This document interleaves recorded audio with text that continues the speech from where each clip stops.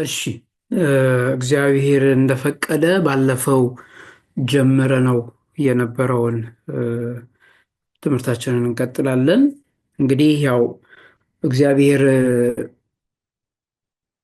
ሰውን የፈጠረው እያመሰገነው እንዲኖር ነው። ሰው ደግሞ በራሱ ፍቃድ ምርጫውን እድሉን ተጠቅሞ ስቶ በወደቀም ጊዜ ሊያነሳው መጥቶ አድኖት ወደ ቀደመ ክብሩ መልሶታል። ነገ ደግሞ በአዲስ ተፈጥሮ ልዩ በሆነ አፈጣጠር መንግስቱን እንዲወርስ ለዚያ ክብር እንዲበቃ የሚችለውን ጸጋ መልሶለት ከቀደመ በላይ አክብሮት ልጅነቱን መልሶለታል። እንግዲህ ሰው ሆኖ የተፈጠረ እኛ አሁን እየተነጋገርን ያለነው እንደ ክርስቲያን ነው። ክርስቲያን ነኝ ያለ ደግሞ ለጽድቅ እግዚአብሔር ያዘጋጀለት ሁለት መንገድ ብቻ ነው። ወይ መመንኮስ ነው፣ በድንግልና ጸንቶ መንኩሶ መንግስቱን መውረስ ክርስቲያናዊ ግዴታውን ተወጥቶ ማለት ነው። ከዚያም ባሻገር ደግሞ አግብቶ ንጽህናን ጠብቆ ቆይቶ አግብቶ ለመንግስቱ መብቃት ነው። ከነዚህ መካከል ላይ ያሉ በኃጢአት ምክንያት መውደቅ የሚባሉት እነዚያ ከሁለቱ መንገዶች የሚከለክሉን አይደሉም። በኃጢአት ስንወድቅ በንስሐ ምርኩዝነት እንድንነሳ እግዚአብሔር ራሱ ስርዓትን ስለሰራልን ማለት ነው። ነገር ግን የህይወታችን መንገድ ሁለቱ ናቸው ማለት ነው። እነዚህ ሁለት የጽድቅ ጎዳናዎች ይባላሉ። ከነዚያ መካከል ባለፈው በተወሰነ መልኩ ስለ ሁለቱም ጠቀስ አድርገን በዚህ መንገድ ከእግዚአብሔር ከፈቀደልን መንገዶች ውስጥ የጋብቻ ለጋብቻ መንገድ የሚያበቃውን የክርስቲያናዊ መንገድ በተወሰነ መልኩ አይተነዋል። ያንን በምንመለከትበት ጊዜ በዋነኝነት ባለፈው ሳምንት ያየነው እንዴት አድርገን እንደምንጀምር ልንጠነቀቃቸው የሚገቡ ነገሮች ምን እንደሆኑ ቅደም ተከተሉ ምን እንደሚመስል አየንና ከዚያ ፍለጋ መጀመር እንዳለብን ወይም ሀሰሳ ወይም መፈለግ ያለውን ስንፈልግ ያ ወደ ጋብቻ የሚያመራውን መንገድ ልንጓዝበት ስንነሳ ፍለጋችን ምን መምሰል እንዳለበት አይተናል። ፍለጋውን ስንፈልግ በወዳጅነት ተጀምሮ ወደ ጓደኝነት አድርጎ ያ ጓደኝነት በጓደኝነት ያየነው ሰው ይሄ ለትዳር ሊሆነኝ ይችላል ወይም ልትሆነኝ ትችላለች በሚል እሳቤ ፈልገን አሁን የሆነ ሰው አግኝተናል ማለት ነው። እዛ ጋር ያለ ነው። እዚያ አሁን ያገኘነው ሰው ጋር ሆነን መጠናናት የሚለውን እንጀምራለን። ከዚያ ዛሬ የምናየው መጠናናትንና ከመጠናናት ዘለል እንልና ደግሞ ከመጠናናት ቀጣይ የሚመጣው እጮኝነት የምንለው እሱን ደግሞ በተወሰነ መልኩ የተወሰነችውን ክፍል እናያለን ለዛሬ ማለት ነው። ሳናበዛ ግን ረጋ ብለን ቀስ እያለ ነው የምናየው። ምክንያቱም የህይወታችን መንገድ ነው፣ ብዙ ችግሮች ያሉበት ጉዳይ ስለሆነ በደንብ አድርገን ማየቱ የሚጠቅመን ሰዎች ይኖራል ብለን ብዬ አምናለሁ በግሌ። በትዳሩም ውስጥ ያለን ወንድሞችና እህቶችም ደግሞ ካለን ከዚያም በተጨማሪ የራሳችንም እንዴት አድርገን የመጣንበትን መንገድ ማሰብም ስለሚያስችል ለሌሎችም ደግሞ እርስ በርስ መጋራት ስለምንችል ማለት ነው። እንግዲህ የመጠናናትን ዓላማ በምናነሳበት ጊዜ መጠናናት ስንል ግቡ ወይም ደግሞ እሳቤው አስቀድመን ባለፈው በሐሰሳ ወይም በፍለጋ ያገኘን ያልነውን ሰው በትክክለኛ ቦታ ፈልገን ማለት ነው። ያገኘነውን ሰው ያንን የመረጥነውን ጓደኛውን ያሰብነውን ሰው ያን ሰው ማጥናት ማለት ነው። ይሆናል ብለን ያሰብነውን ሰው በእኛ ባሰብነው ልክ መጀመሪያ ስንመርጥ ባየነው እይታ ነው ወይ ያለው የሚለውን ማየት ነው። የምናጠናው ደግሞ የተለያዩ ቅድመ ሁኔታዎችን በአእምሯችን ይዘን መሆን አለበት።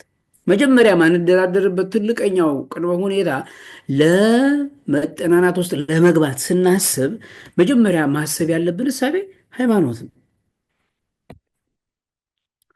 የሃይማኖት አንድነት፣ የሃይማኖት የጋራ እሳቤ ሃይማኖትንና ከዚያም በተጨማሪ ደግሞ ክርስቲያናዊ ግብረ ገብ ወይም ደግሞ ክርስቲያናዊ ስነ ስርዓት ምንድን ነው የሚመስለው የዛ ሰው? በእርግጠኝነት በእኛ እይታ፣ በእኛ እሳቤ፣ በቅዱሳት መጻሕፍት፣ በቤተ ክርስቲያን አስተምህሮ የዚያ ሰው ሃይማኖቱ እንዴት ነው? አኗኗሩ ምን ይመስላል? ክርስቲያናዊ ስነ ምግባሩስ እንዴት ነው? ይሄ አሁን አንድ ማስተዋል ያለብን ነገር አለ። እኛ ክርስቲያኖች ነን፣ ኢትዮጵያውያን ነን። ስለዚህ ኢትዮጵያዊ እሴት የምንላቸው ነገሮች አሉ። የኢትዮጵያዊ እሴቶች ምንጫቸው ቤተ ክርስቲያን ናት ቢሆንም ቅሉ ግን ደግሞ ያንን ኢትዮጵያዊ እሴት በጠበቀ መልኩ ያ ግለሰብ ወይም ያቺ ሰው ይዘዋሉ የሚለውም ማየት አለብን ማለት ነው። መጀመሪያ አሁን እያጠናን ነው። የምናጠናበት ዓላማ እነዚህን ነገሮች ለማወቅ ነው። ያ ሰው ወይም ያቺ ሴት ስለ ትዳር እና ስለ ትዳር አጋር ያላቸውስ እይታ ምን ይመስላል? እንዴት ነው ትዳር የሚለውን ነገር የሚያስቡት? እንዴት ነው ትዳርን ሲያዩት በምን አይነት መልኩ ነው የሚመለከቱት? የትዳር አጋርስ በምን አይነት መልኩ ይገልጹታል? ማለትም ስናወራ እንግዲህ አሁን እየተጠናናን ነው፣ የማጥናት ዓላማ ላይ ያለ ነው አይደል? ስለዚህ እስኪ ወንድ ከሆነ ስለ ሴት የትዳር አጋር ወይም ደግሞ ስለ ሚስት ምንድን ነው አመለካከቱ? ሚስት ምን ምን ኃላፊነት አለባት ብሎ ያስባል? ሴቷስ ወንዱ ምን ምን ኃላፊነት አለበት ብላ ታስባለች? ትዳር ለዚያ ሰው ምኑ ነው? ማግባት የሚፈልግ ነው። ስለዚህ ይህንን ሀሰሳ ላይ ጨርሰነዋል። ስለዚህ ማግባት የሚፈልግ ሰው ከሆነ ስለዚህ ትዳር ውስጥ ለመግባት የሚፈልገው ለምንድን ነው? ያለውን አመለካከት መረዳት ማለት ነው። ስለ መንፈሳዊ ሕይወት፣ ስለ ማህበራዊ መስተጋብር፣ ስለዚያ ግለሰብ ማህበራዊ መስተጋብር፣ ስለዚያ ግለሰብ መንፈሳዊ ሕይወት ማጥናት መጀመር ማለት ነው። አያችሁ? ምክንያቱም መንፈሳዊ ሕይወቱ ነገ ትዳር ላይ ተጽዕኖ አለው። ማህበራዊ መስተጋብሩ ነገ ትዳር ላይ ተጽዕኖ አለው። ያለው ጓደኞቹ ምን አይነት ሰዎች ናቸው? ጓደኞቿ ምን አይነት ሰዎች ናቸው? እነዚህን ነገሮች ሰከን ባለመልኩ ከስሜት በጸዳ እይታ ማየትን ይጠይቃል። ከዚያም በተጨማሪ እንግዲህ እነዚህን ነገሮች በምናደርግበት ጊዜ ያን ሰው እኛ የምናስበውና የምንፈልጋቸውን ነገሮች በዚያ ሰው ውስጥ አሉ ወይ ብሎ ማሰብ፣ በዚያ ሰው ውስጥ አገኘዋለሁ ብሎ መፈለግ ማለት ነው። ማጥናት የምናጠናው ለዚያ ዓላማ ዋነኛው ነገር እንግዲህ ሃይማኖታዊና ክርስቲያናዊ ስነ ምግባር በምንልበት ጊዜ መጀመሪያ በዚያ ሰው ልብ ሙሉ መሆን ያስፈልጋል። ማለትም ያ ወንድ ወይም ያቺ እህት እኛን በሙሉ ልቡና እንዲቀርቡን፣ እኛ ጋር ሲመጡ ግልጥ እንዲሆኑ፣ ምንም የተደበቀ እሳቤ እንዳይኖራቸው ሆነን መቅረብ ያስፈልጋል ማለት ነው። ሃይማኖታዊና ክርስቲያናዊ ስነ ምግባር መሰረት አድርገን መጠናናት አለብን በምንልበት ጊዜ በዚያ ግለሰብ ውስጥ የምናያቸው የህይወት ክፍተቶች ይኖራሉ።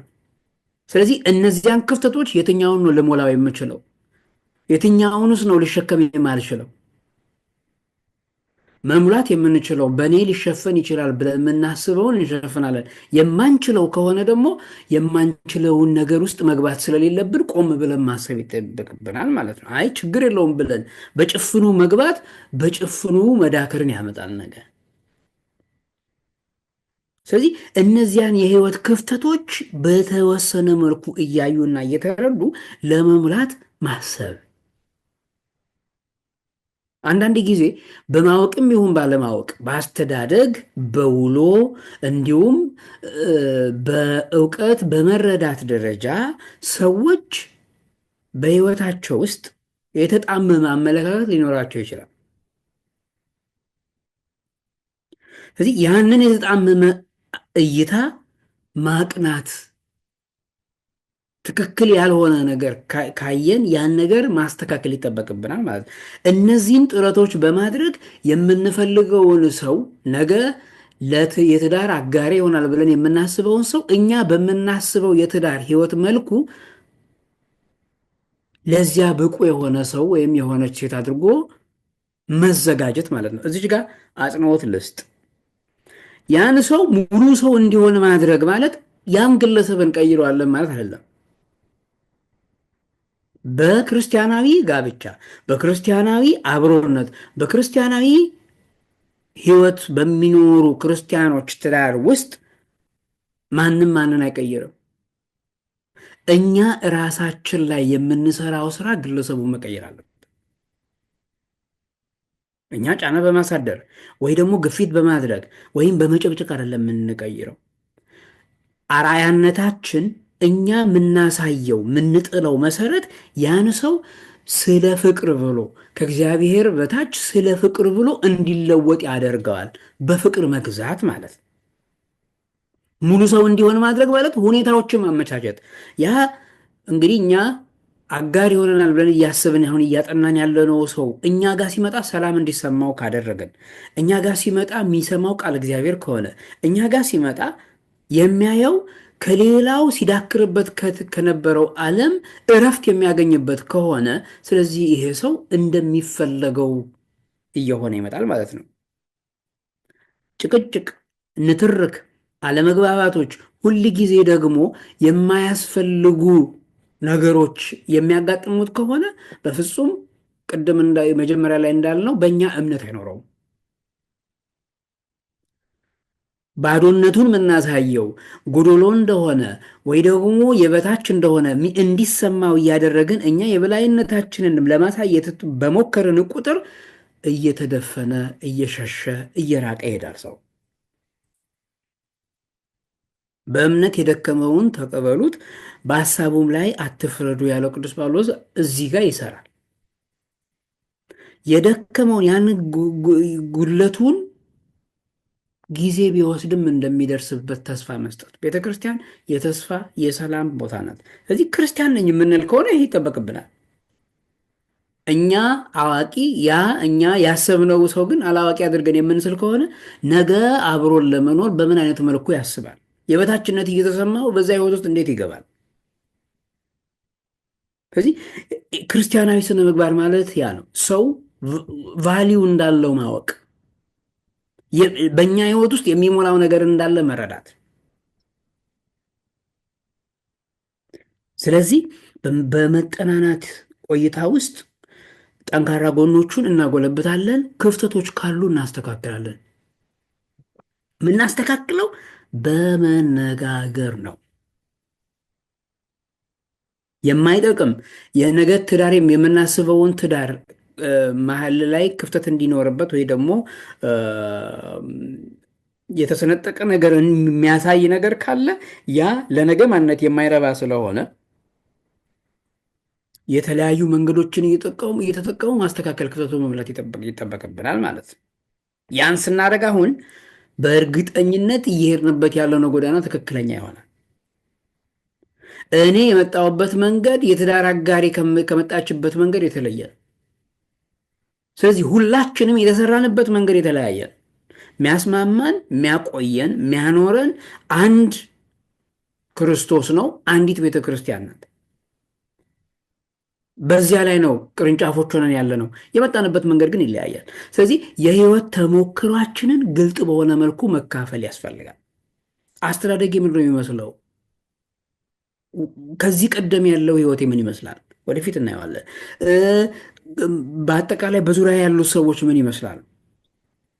አስተሳሰቤ፣ አመለካከቴ፣ የህይወት ዳራዬ የነበር ያለኝ እውቀት፣ ነገሮችን የምመለከትበት ነጽሮቴ፣ እነዚህን ነገሮች በአጠቃላይ ህይወታችንን እየተነጋገሩ ማካፈል። አንደኛው አስተማሪ ሌላኛው ተማሪ ብቻ አይደለም። ማንም ሰው በራሱ እውቀት አለው። ህይወት ያስተማረችው ሰው ነው። እንግዲህ ትዳር ውስጥ እኮ ሊገባ የተጀመረ እኮ። ስለዚህ ሁሉም የሚለው አለ።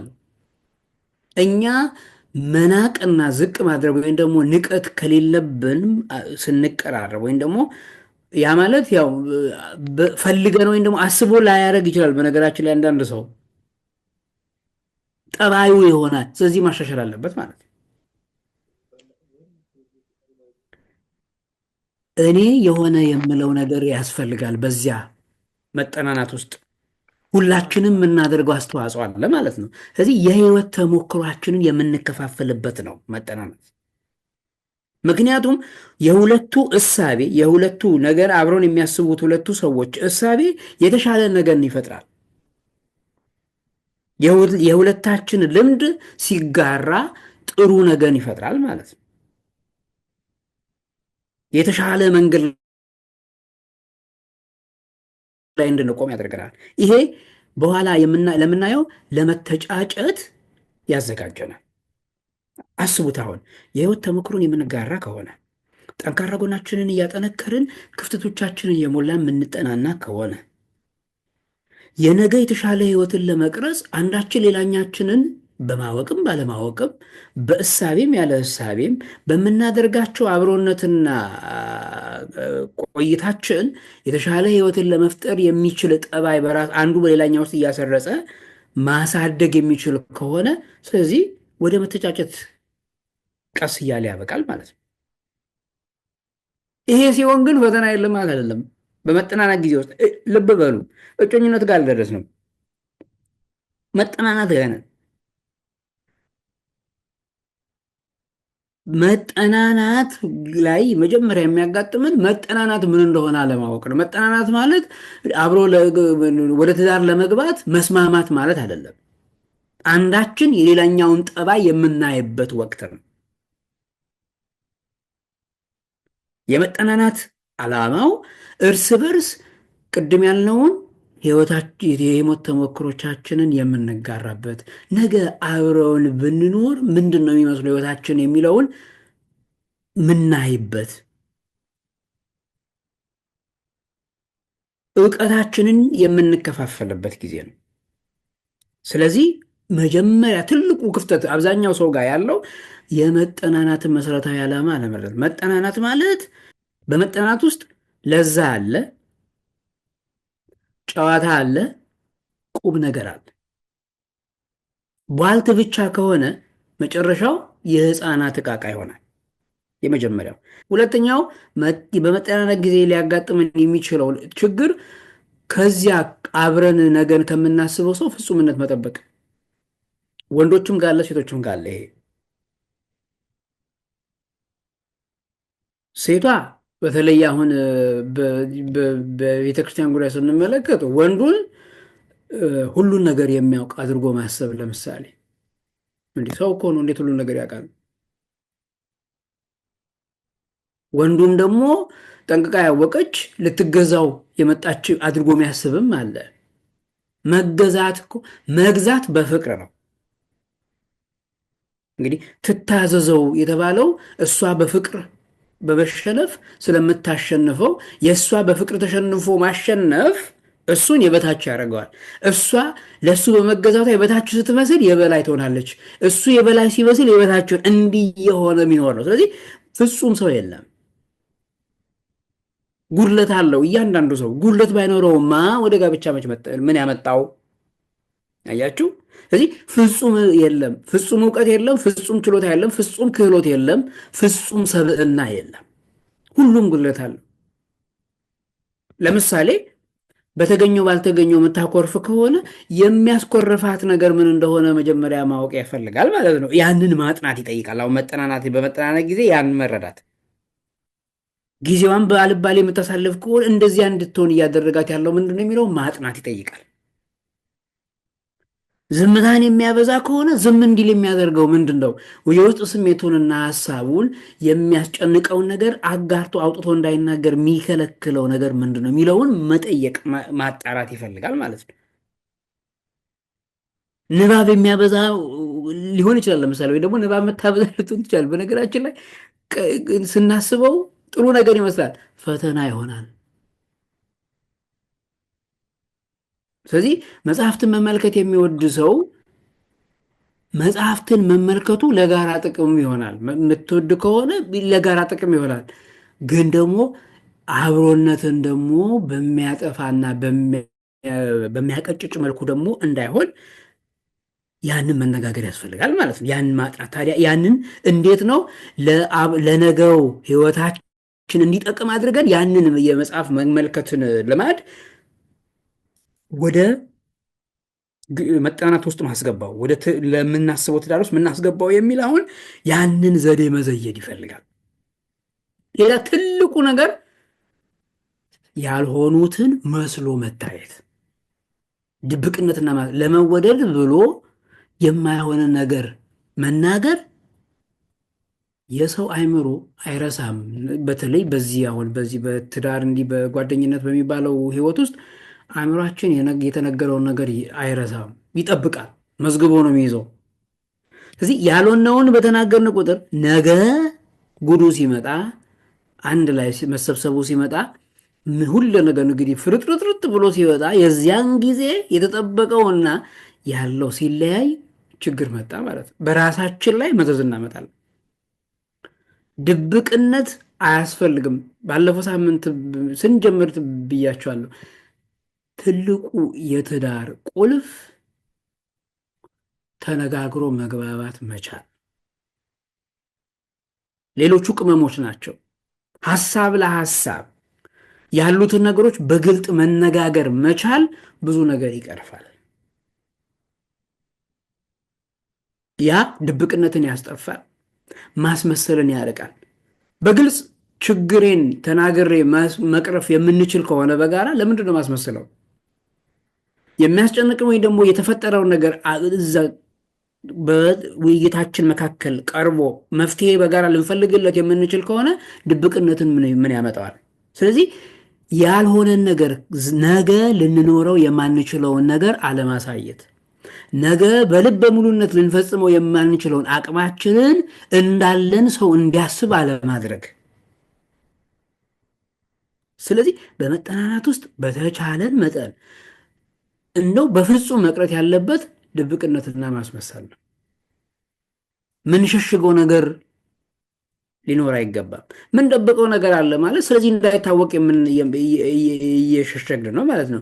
እንዳይታወቅ ፈለግን ማለት ለዚያ ሰው ያለን እምነት፣ ቅድም ያልናት እምነት የጎደለች ናት። ምናስመሰል ከሆነ እኛ ያልሆነውን ሆነን ለመታየት ጥረት እያደረግን ስለሆነ ያ ሰው ስለኛ የተንሸዋረረ እይታ እንዲኖረው እያደረግን ነው ማለት ነው። ስለዚህ የነገው ትዳር ዛሬ በመጠናናት ውስጥ በምናሳየው ድብቅነትና ማስመሰል በአሸዋ ላይ የተሰራ ይሆናል። ስለዚህ ይሄንን ማስወገድ ያስፈልጋል። በተለይ በምንጠናናበት ጊዜ ትልቅ ትኩረት ማድረግ ያለብን ትልቁ ትኩረት ልናደርግበት የሚገባው ነገር ወይም ደግሞ ልናስተውለው የሚገባው ነገር እኔ ነገ አብሬ ልኖረው እያሰብኩት ያለው ወንድ ወይም ደግሞ እያሰብኳት ያለችው እህት የህይወት አጋሬ ይሆናል ብዬ እያሰብኩት ያለው ሰው ምን መሰረታዊ ነገሮች ላሟላለት እችላለሁ? ምንስ ነገር ደግሞ ልጠብቅ እችላለሁ? መጠናናት ላይ የምናደርገው ትልቁ ነገር ያ ነው። ሁለታችንም ምን ምን ነገሮች ላይ ትኩረት ማድረግ አለብን የሚለው ላይ ለዚያ ቅድሚያ መስጠት ያስፈልጋል። ምንድናቸው ለነገ ትዳራችን ጠቃሚ የሆኑ ነገሮች? አሁን እኮ ልንገባ እኮ ነው። አሁን ስለ ትዳር እኮ ልንነጋገር ወደዚያ ውስጥ ልንገባ ነው። ስለዚህ ስንጠና መጀመሪያ ላይ ስናጠና ማጥናት ያለብን የነገ ህይወቴን የሚያግዝ ነገር፣ የነገ አብሮነታችንን የሚያጠነክሩ ነገሮች ምንድናቸው ብሎ መጀመሪያውኑ ማሰብ ይጠይቃል። እነዚያን ነገሮች የመጀመሪያው የቀደመው ታሪካችንን በግልጽ መወያየት ከገባንበት በኋላ እየተገለጡ የሚመጡ ነገሮች ትዳሩን ብዙ ቀዳዳ እንዲኖረው ያደርጋል። ያ እንዳይሆን ያለፈው ህይወታችን ከዚያ ሰው ጋር ከመገናኘታችን በፊት የነበረው ህይወታችንን በግልጽ ቁጭ አድርጎ መነጋገር።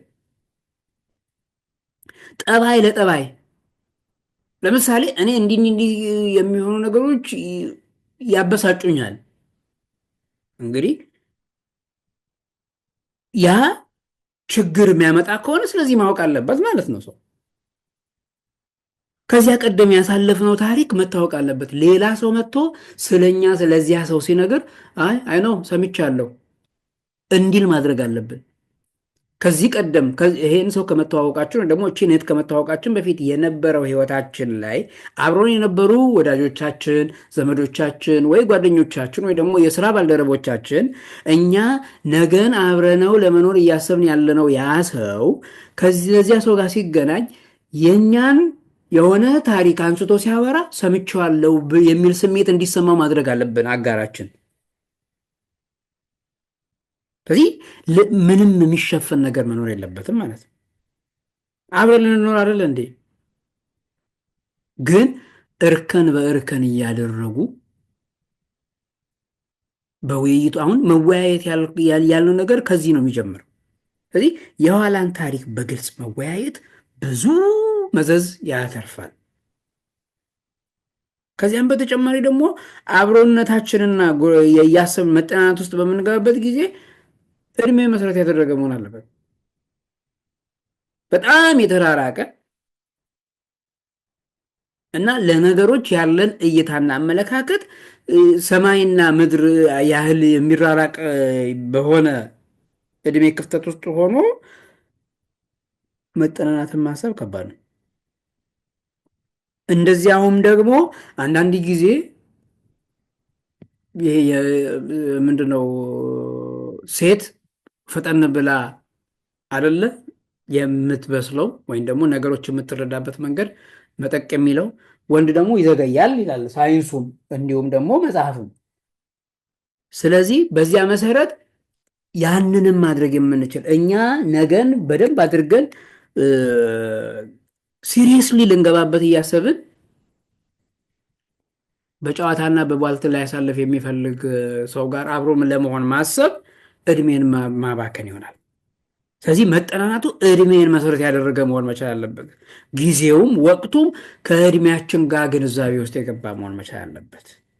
ከዚያም በተጨማሪ ደግሞ ማህበራዊ መስተጋብሩ ምንድን ነው የሚመስለው፣ የምናሳልፍበት መንገድ፣ እነዚህ ነገሮች ላይ ትኩረት የምናደርገው አሁን ስናየው ነገን እንዴት ነው የሚያስበው? እድሜን መሰረት ያደረገ ስንል ለምሳሌ ነገን የሚያየው በህይወት ውስጥ ነገ ምን ለማድረግ ነው የሚያስበው? ከ2 ዓመት በኋላ ምን ሊያደርግ ነው እሳቤው? ከ5 ዓመት በኋላ ምን ለማድረግ ነው? ግቡ ምንድን ነው? ግቧ ምንድን ነው? የሚሉትን ነገሮች ማወቅ እንደው አብሮ ተኮኖ ወርቅ ኢዮቤልዩ ማክበር አይደለም በመጠናናት ስም። ይሄ ልናስተውል ያስፈልጋል። ስለዚህ እድሜን መሰረት አድርገን ማህበራዊ ህይወት ውስጥ ማህበራዊ መስተጋብር ውስጥ ምንድን ነው የሚመስለው? ብኩን ነው ወይስ ደግሞ ለሰዎች በመድረስ ወይ ደግሞ በተለያዩ ስነ ምግባራት ላይ በጎ ምግባራት ላይ በመሳተፍ ነው ጊዜ የሚያሳልፈው? እነዚህ ነገሮች ማወቅ ያ እኛ እያሰብነው ያለነው ሰው እያጠናነው ያለነው ሰው የቤተሰብ አስተዳደር ብቃቱ ምን ይመስላል? አንዳንድ ጊዜ እንዲሁ ኃላፊነትን መሸከም የሚችሉ ሰዎች አሉ። አንዳንድ ሰዎች ደግሞ ካልሰለጠኑ በስተቀር ኃላፊነትን መሸከም ደግሞ የማይችሉ ሰዎች አሉ። እኛ እያሰብነው ያለነው ሰው ከየትኛው ጎራ ነው? ነገ አብረን በምኖርበት ጊዜ ቤተሰብ ማስተዳደር ኃላፊነትን መሸከም ይችላል ወይ? ያን ኃላፊነቱን መወጣት አቅሙ አለ ወይ? ነገ አብረን ስንሆን ቤታችን የእንግዳ መቀበያ ክፍል ይኑራት፣ ቤታችን ውስጥ እንግዶች ሲመጡ የሚያርፉበት ቦታ እናዘጋጅ ብሎ አንዱ ቢናገር እኛ አብረን ለመኖር እያሰብነው ያለነው ሰው ያንን ሀሳብ ይቀበላል? አንዳንድ ሰው ለምሳሌ ቤቴ ውስጥ ሰው አይምጣብኝ የሚል ሰው አለ። ሚስት እንግዳ እንዲመጣና በእንግዳ ስም እግዚአብሔር ቤቱ እንዲባርክ ልትፈልግ ትችላለች። ባል በፍጹም የሚል አለ። ክርስቲያናዊ ጋብቻ ውስጥ ሰው ሲመጣ ይረብሸኛል የሚል ሰው አለ። ያንን የምናውቀው መጠናናት ላይ ነው። እንዴት ነው ነገን የምናስበው የሚለውን ማለት ነው።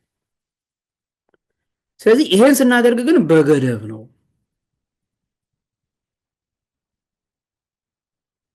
ከተቀመጠለት ገደብ ማለፍ የለበትም። እጅግ በጣም የተንዛዛ የመጠናነት ጊዜ በሚል እሳቤ እግዚአብሔር ሊያዝንበት የሚችል ስራ ውስጥ እንዳንገባ መጠንቀቅ ያስፈልገናል።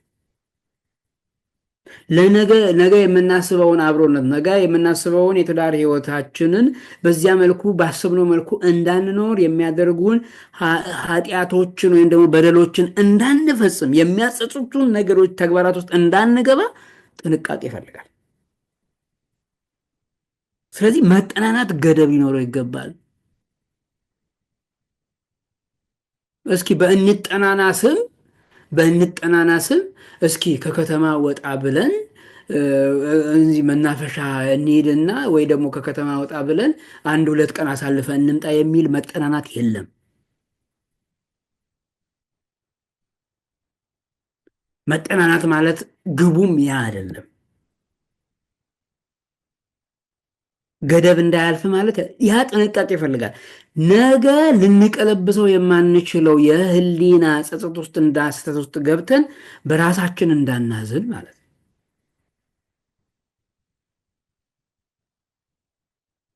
የያዝነውን ያሰብነውን መክሊታችንን አሳጥቶን እንዳናዝንበት ነገ ብዙ አስበን የነበረው አብሮነታችን ራሱ በዚያ ምክንያት እንዳይመክንና እንዳይጎሰቁል ጥንቃቄ ይፈልጋል። ስለዚህ በመጠናናታችን በተገቢው ጊዜ በተገቢው እርከን አድርገነው ወዲያው በመወሰን ወደሚቀጥለው እርከን መሸጋገር ያስፈልጋል።